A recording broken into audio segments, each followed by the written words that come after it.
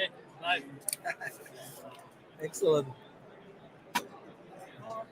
That's a nice flare. All right. Yeah. Hello, everyone. We are live from Black Hat 2022. Finally back on stage. Um, we've been here talking with our cyber folks, and today, for who can't attend Black Hat today, we're here with us with our good friend Sam. So we have the fireside chat, so we can. That's a very nice fireplace we got here, Francesco. This is really cool. Because I was wondering, where's the fire when you said, let's do a fireside chat? And we have the fire. We had to Yeah, bring the it fire. works. It works. It works. It's nice cool. and warm in this kind of environment. Cool, So, cool. Sam, how you found the OWASP and the collaboration with Black Hat till now? Yeah, I think it's great that Black Hat still continues to collaborate with lots of nonprofits. So we've got Women in Cybersecurity as well, and there's quite a few other nonprofit organizations. Even though we're at the back of the hole, but it's still good because people are finding us, and we had absolutely huge interest this morning. I just couldn't say the first hour of opening from Black Hat. Hundreds of people coming to our booth talking about the OWASP Top 10, OWASP projects. Fantastic. Quite a few people who didn't know what OWASP was. I said, well, I heard the name, but what does your company do? I'm like, we're not a company. We're a charity. We're a non-profit. Maybe let's clarify for people that is not aware of what OWASP is, a little bit the history. Tell us a little bit more. Of course, so OWASP stands for Open Web Application Security Project, and that's what OWASP is. It's been around for over 20 years now. We celebrated 20 years in last September. It is a non-profit. It is a charity. The whole idea is to make vulnerabilities, basically software security risks, visible. So we're not specifically web. People say, oh, W, what's W? Is it web? It's like, who talks about web? Everything's this cloud, the mobile. And it's like, hang on, everything's software. So it is, of course, software security. And of course, what is really cool about OWASP, right? So as a non-profit, we are vendor neutral, but we are supported by vendors. And it's earlier, there are lots of people coming to the booth discussing and saying, hang on a minute, how come you mentioned these two big cybersecurity companies? Because they're competitors. Right. I'm like, yes, they're competitors in the market, but when they come to OWASP, they both worked together on OWASP a security project, even though they're competitors. Because and it's great to see people who are researchers, who are doing research and development in the area of cybersecurity, and making software more secure for all of us. Doesn't matter which company you come from, because it's the whole idea of making software in this world more secure. This is what OWASP is all about, and we get lots of vendors working together, and because it's completely open, everything is free and open source. So of course our most popular project is OWASP Top 10, and people say, is OWASP about Top 10? Yes. So OWASP has a white paper. It is not a standard. I repeat, it is not a standard. It is a white paper called OWASP Top 10. So it became kind of the de facto standard application security risk. Oh, I'll tell you why. Because obviously in 2005, payment card industry, so that's Visa, MasterCard, and American Express, they got together because back then everyone was so fed up with all the credit card breaches, because every single online shop back then, because it was really big, right? Everyone have let's start taking credit card numbers. So it's like, yes, and how are you storing these credit cards? And is your form when you ask for the credit card, is it really secure? What will happen if it gets hacked? Right. So yeah, that's how OWASP probably became well known, because payment cards, Visa, MasterCard, and American Express, they came together and said, okay, if you are taking payment card details, you have to do code review based on OWASP Top 10. So at least you have to. And then it became a de facto standard, which is wrong. And there are people who say, "Oh, we are OWASP Top 10 compliant." It's like, we are not a compliant standard. If you want, the actual OWASP does have a great standard, which is called ASVS, Application Security Verification Standard. So this is for web applications, but there's also a mobile ASVS for mobile applications. So if your company is developing mobile apps, or you outsource your mobile app development to third parties, go and talk to them and say, okay, are you developing your app in accordance with OWASP mobile application security verification standard? And they will reply, yes, we are always top 10 compliant.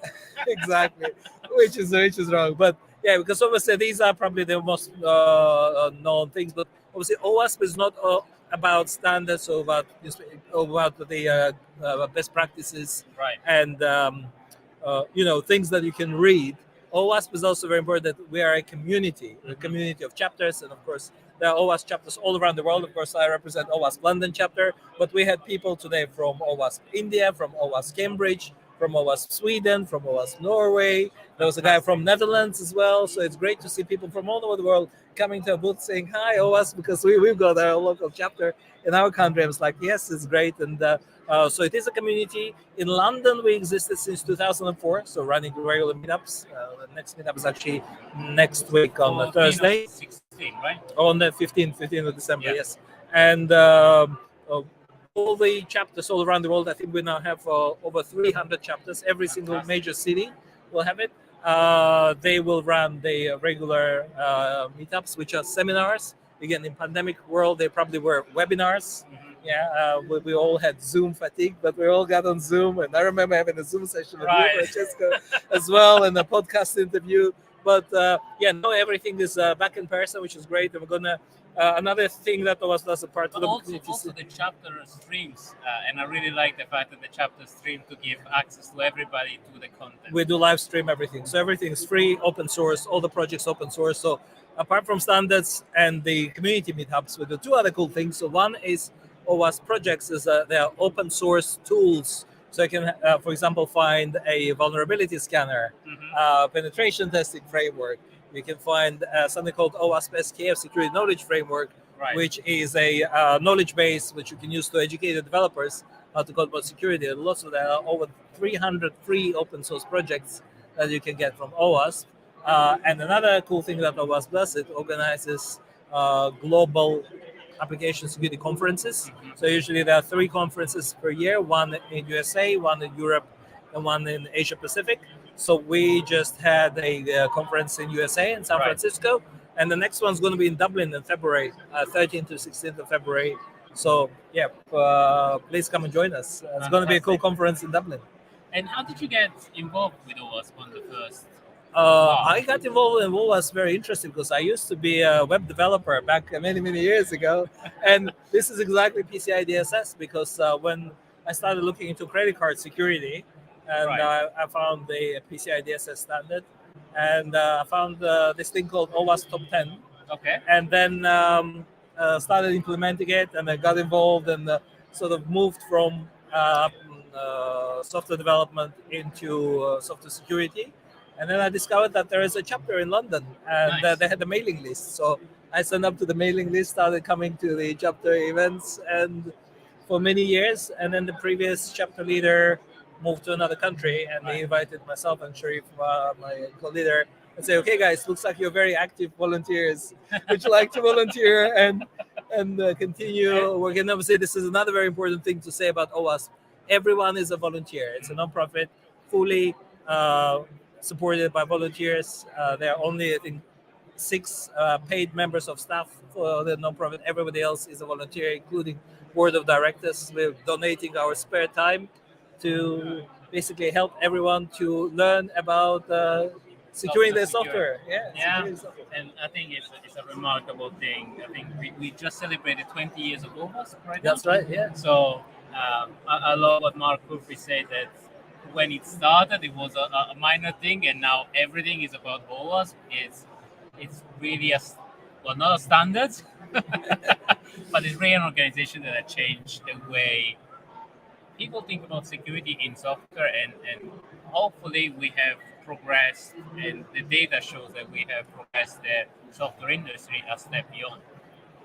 Hopefully. However, and this is what I keep repeating every time when I talk about OWASP, the first version of OWASP Top 10 was published 20 years ago. So Right. this is, and if you look at the vulnerabilities, software vulnerabilities, the vast majority of them is still the same. So even today in 2022, we are 1 month away from 2023. Every single day I read about vulnerabilities in various systems, big brand names, and they're still exactly the same vulnerabilities which existed 20 years ago. So the software battle is not yet over, but also it's not all doom and gloom. Certain category of vulnerability has well, not almost completely disappeared. There are still there, but have lowered down in the list of OWASP top 10. So there is a bright side, I guess. We're getting better slowly. It's good, yeah. Of course, yeah. It's improving. The situation is improving slowly, but again, probably not as fast as we would like to see. Right. And again, one of the major issues why this happens, I think, is because secure software development is still not something which is taught at universities. So computer science That's students, true. software engineers, um, they don't really know how to code securely. They might have some cybersecurity modules Mhm. at university, but it's mainly going to be around network security or cryptography, but not about stuff like OWASP top 10 and risks to the applications. Most importantly, how to code security, how to code defense, because security is a very strange thing, right? Right. It's an invisible thing. Up, It's a un- up side effect. until up until it is visible, and then everybody screams about it, right? Exactly, and it's going to be slow adoption. But I totally agree with you that there's some improvements. Some types of vulnerabilities are now gone. Obviously, back in the 90s and early 2000s, big vulnerability was, for example, buffer overflow, and again, that's basically due to the programming languages used back then. Obviously, that was a very dangerous vulnerability. Due to new programming languages, again, so invention of things like Java and .NET, which are memory safe languages. For example, this class of vulnerability is now almost gone. The only places where we see it is probably embedded systems and some of the Internet of Things and IoT That's devices. legacy. That's a It lot is, of legacy it is, stuff. yeah, and um, things like cross-site request forgery, which again I see quite a lot if people program things themselves, or if they use frameworks. Right. Again, it's kind of slipped away from OWASP top 10 now. So even though a lot of people saying where's cross-site request forgery, it's like okay, it's probably number 11 in the OWASP top 10. That's good. Yeah, and same thing with open redirects, which I think are now probably number 12 on the Good. list. And the reason is because obviously there are new frameworks which are already being built secure by default. And these frameworks, they specifically define in the language constructs. And they say if you want to do something in insecure or unsafe manner, the methods are actually called unsafe method. Deprecated. Please don't do this stuff. Exactly. Please So, code so securely. developers can actually think about like, okay, why are we doing this? So yeah. No, that's good. I think what OWASP has done has highlighted the problem, has brought together a community, has built a community of people that otherwise will think that they're crazy and actually thinking security. And a lot of security stuff, as you say, is very specialized, but also is doing things right. Um, so I really appreciate the fact that you brought in a university. We should teach more of this because that's where we grow the talent. So what can people do to involve OWASP, for example, at university or more talk? So first of all, if you approach anyone from OWASP, we'll be very happy to come and talk to university students and Right. describe all the projects. I've done quite a few university talks already. But also, what universities can do, there's a OWASP curriculum project, which people from our OWASP Cambridge chapter are working on. And we have an OWASP education committee, which is also working on making sure that software security is in the curriculum. Right. And we're seeing very patchy adoption of it because it's still not in a national curriculum for computer science. However, it is in a lot of labs, so you can do the labs. Um, and of course, every single tool and project and standard, so things like, for example, ASVS Mhm. is available as a free and open source document standard that you can download and use. And similarly, we have an OWASP Secure Development Guide and Right. OWASP a different top 10, which is called OWASP Top 10 Proactive Controls, which is top 10 things that developers should do to make sure that their software is secure. Another wonderful project. At least if that is being taught at university to developers, I think it would be fantastic. Yeah. I think it's good that we're getting more into it. I like the fact that more projects are sprawling. But also, we have a lot of projects. So, which one are your top 10 OWASP projects that people should look at if they're starting, their baby step in OWASP? Yeah, it's difficult. Well, first of all, the place to look at is if they go to owas.org/projects. Right. Um, you will see a little map, which is like a navigator, And I love that. and you can find okay what problem you're trying to solve, and you see at least some selection of OWASP projects. Because when you have 250, 300 projects, it's very difficult to understand what you need. But OWASP has a classification called flagship projects. So we have Right. 20 flagship projects. So if you scroll down on owas.org/projects, you will see them. And some examples I'll give, of course, OWASP ASVS and OWASP Top 10 that I've already mentioned. So these are standards and the guidance documents. Another very important project is OWASP ZAP, which is a free and open source vulnerability scanner that people can use. It's fully automatable, so you can use to automate your CI/CD pipelines, for example, which is very good. Another great one is OWASP dependency track, Right. which will help to find vulnerable components, libraries in your code and manage them as well. And another cool one is OWASP Defect Dojo, which is effectively a free and open source vulnerability management, which again, a lot of people say, "Oh, do you actually compete?" So OWASP doesn't try to compete with commercial cybersecurity vendors, Right. because, of course, there are commercial vendors. But what we're trying to do with providing organizations, whether that is a commercial company, whether it's a startup, particularly very useful for startups, or Right. you're in academia, with something to start from, right? Where do you start your journey into application security, into mobile security? Because if people go straight into the commercial world and start seeing, prices for systems, no, it's not a really affordability thing. It's like, where do you start? And I would recommend everyone to start from OWASP. If you're doing absolutely zero application security right now, of course, top 10, OWASP top 10 is a great place to start. If you're doing APIs, OWASP API top 10 is a great one. Where someone approaching us about Internet of Things, I say, yep, there's an IoT top 10, there's a And cloud the security one. CI/CD. Exactly. For CI/CD top 10 now. just recently came out. That's right. Yeah. So we have a brand new project called CI/CD Top 10. So yeah, I think as a starting point, definitely have a look at it. And um, because everything's open source, we're open. We'll invite Right. everyone to contribute. And if you have your own research and development that you can contribute to the common good, that would be fantastic as well. But you can also contribute just by helping us to maintain the projects, test them, find any issues, bugs, translating into various languages. Or doing the advertisement or talk about it. That's right. That's There is right. a lot in OWASP that people think is just technical. While running the chapter, helping people getting organized, even I don't know, cleaning the floor, even the simple thing. A lot of people get maybe bogged down that OWASP can be a technical only project. No, but it's there's actually not. lots of non-technical projects. So it's simple. We have a video project, which is basically all the videos from all our events. So you can go and watch videos. We have a Right. wonderful project which is called OWASP Spotlight Project, which is actually done by and she's actually here at Black Hat. Fantastic to see her. So she's done an amazing job of doing a spotlight. So it's a 10-minute videos about every single OWASP project. When in 10 minutes, project leaders are interviewed and asked to explain what is the project, what does it do, and how it can be helpful and beneficial to people. And I love that. I love that because it helps organization get in their head around a lot of these projects. Map is another one that I absolutely love because it replying that easier way to what is your problem and how do I solve it, and what are the 3 or 4 maybe sometime OWASP project that can help me in different way. So I think that's great.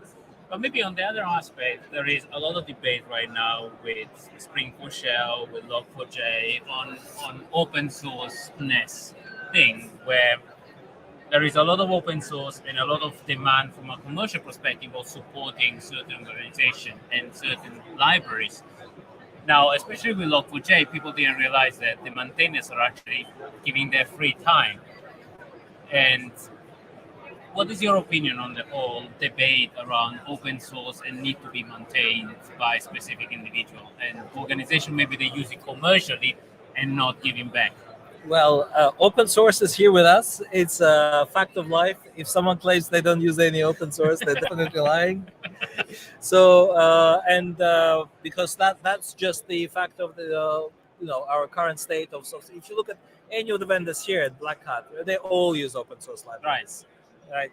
But of course, open source does have a big problem because um, it is maintainability, and we recently seen another problem, which is not just Log4j.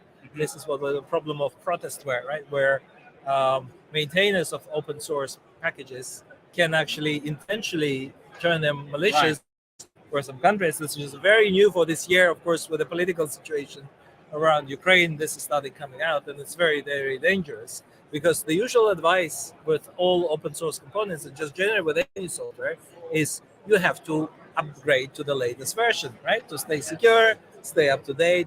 Now, this year has turned it all upside down because some maintainers of open source packages, they said they would modify their latest version and they say, It's okay, a DDoS. It's a specific DDoS. into denial of service attack, and instead of seeing menu on your web page, suddenly you'll start seeing heart emojis or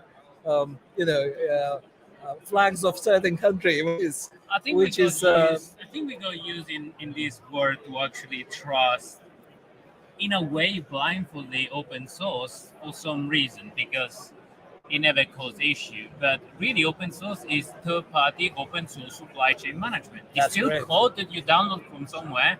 And I think probably for me, the eye-opening and the realization where this was actually third-party was the British Airways hack, where a library was used to actually inject malicious code.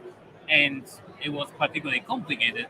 But that made me realize, bloody hell, there is open source attack, specific attack, and that's the whole open source came through. So open source ecosystem is a great example of British Airways hack.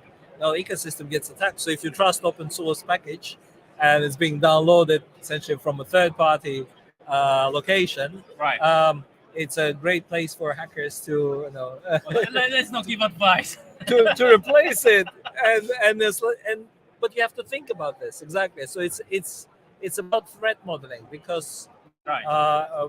this is another very interesting question about our latest OWASP top 10, because one of the top 10 critical risks that we have in our latest OWASP top 10 is the lack of secure design. Yeah. And this is very important, and this actually highlights the fact that people should do threat modeling before they release the applications. Yeah, and maybe let's demystify a little bit the threat modeling, because people think, okay, threat modeling is a lengthy and complex exercise of looking at all the attack vector, who is attacking, how is the system contributing. Sometimes it's actually much easier than that. It's like 10-minute exercise of looking at what the problem is, who could potentially attack it, and even a small analysis could bring up the aha moment that tells you, maybe we need to look at it more often.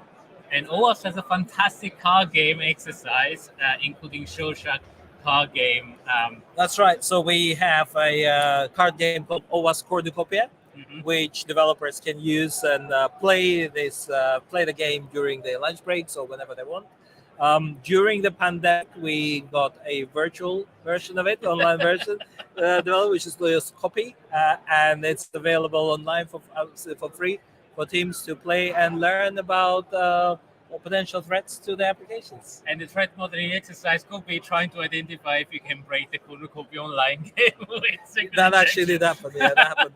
Yeah, I know. I was guilty with. yeah, but it's still well, you have to start somewhere. People say, okay, how do we start designing our applications? How can we get developers to think about threats? Right. To think about security and say, okay, if you don't know where to start from a fun card game, and you can get it from us. You can download it, print it, order a card deck, or just go online and start playing with developers online. And on the positive side, I guess that creates that rapport between security developer, what is gamification of an exercise that traditionally could be very manual and very dragging. While if you start engaging people and teams, that's right. You start a conversation, and sometimes the answer is, well, maybe we're not securing it right now, but we start thinking next time we're doing a sprint, we're doing a retrospective, maybe we can fix it. Maybe on that subject, when was your aha moment where you saw a particular exercise with a dev team with a specific business unit that made them realize, damn, this is something easy. This is something a small change that I can do. Maybe on your history and on your I think one of the great examples, my aha moment, came when I started actually showing to developers during lunch and learn exercise what the actual real life hack looks like, right. because a lot of them they don't understand it.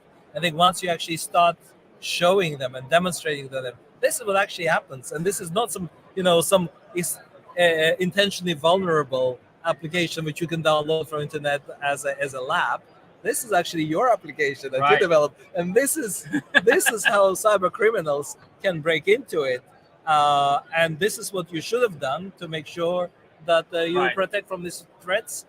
That's where the aha moment happens, and developers say, "Oh, I never thought of this." Right? This is really great. I should talk to security more often. And that creates a rapport, right? That creates Exactly. that sense of trust, Exactly. that sense of, oh, I go and talk to security, they're gonna give me task lists and things to do. Instead, Exactly. it's like, oh, I'm gonna go and talk with security because they're gonna make my life easier. I'm gonna make more money maybe because I become Exactly. more secure and more security aware. So there are a lot of aspects of interacting and to get involved with OWASP. So maybe on the last bit, ASVS. Tell us more about ASVS and what is the project about. Yeah, so application security verification standard is actually structured as a standard. It is something which you can take and download straight away, and you can go through your application and look at the SVS and go through all the requirements, see if these requirements are satisfied or not. There are various levels available there as well. So, for example, if your application is a banking application, you will require the highest level of security. So we'll go to the highest level of SVS. If your web application is just a website, which is like a brochure where it tells this is who we are, this is what we do, this is how to contact us, there will be different requirements. Right. And basically, this is what ASVS allows you to. It is a very good, comprehensive, very easy to understand set of uh, verifications. So it is really a checkbox exercise. They can go and say, "Are you doing this? Yeah. Are you securing your passwords? Are you encrypting your data? Are you validating your input?" And you can even download it as an Excel spreadsheet. Number one security tool. Jira stories. Or Jira stories. Jira stories is slightly different. So that is OWASP security stories, which again a very easy way to inject threat modeling into the developer workflow. Yeah, because that's something you can download and use. Yes. Every new project can have that embedded as a template. That's right. Number of stories. And if it's in backlog, you need to look at it at least, right? That's right. That brings me to another very important project, which I haven't mentioned yet, but everyone must know about this. That is OWASP cheat sheets. Yes. We have a cheat sheet for everything. So you want to find out how to implement authentication? We have a cheat sheet. You want to find out how to implement, mobile security, how to securely store secrets? Or JWT, that is the nightmare of every authentication. We have a cheat sheet. So yeah, life is short. Let's cheat. Download the cheat sheet. So Google for OWASP cheat sheets. It's an amazing website. And again, it is a free and open source. If you can come up with some new cheat sheets, we're always happy for people to come and contribute. And they recently redid the design of the cheat sheet and in a car game, so you have the cheat sheet across the board. So I really like the new design. And as I said, I'm glad you're enjoying it. Yeah, I think we're trying to make it more fun. For me, the JWT has been probably the aha moment where I said, yeah, the cheat sheets are actually so bloody useful, because it's like a single page reference of all the security elements that you said. If I don't know how to do this, where do I look at? You go, cheat sheet. Really. Excellent. Sam, now in the closing, how can people get more involved, maybe here in London or in OWASP or OWASP globally? We are everywhere, so to get more involved, everyone's a volunteer, right? So you can help us in all various ways that you can think of, starting from helping us from running our chapter meetups, for example. Right. You can also contribute to OWASP projects, provide translations, for example. If you speak another language, test some of the OWASP projects and submit issues if you can find them, because everything is on GitHub. Um, uh, if you don't know what your local chapter is, just find out and start attending the events and start volunteering and helping the chapter leaders Right. to run the events, even simple things like registering people. If you know people who can be good speakers, who are experts on particular topic of interest, Or if you want to speak, yeah, definitely approach OWASP chapter leaders. And of course, we run conferences as well. So attend conference, send your developers to OWASP conferences because they will learn a lot. Um, uh, Rather than watching videos, they can come and network with lots of people. Developers can network developers. Security engineers can network security engineers.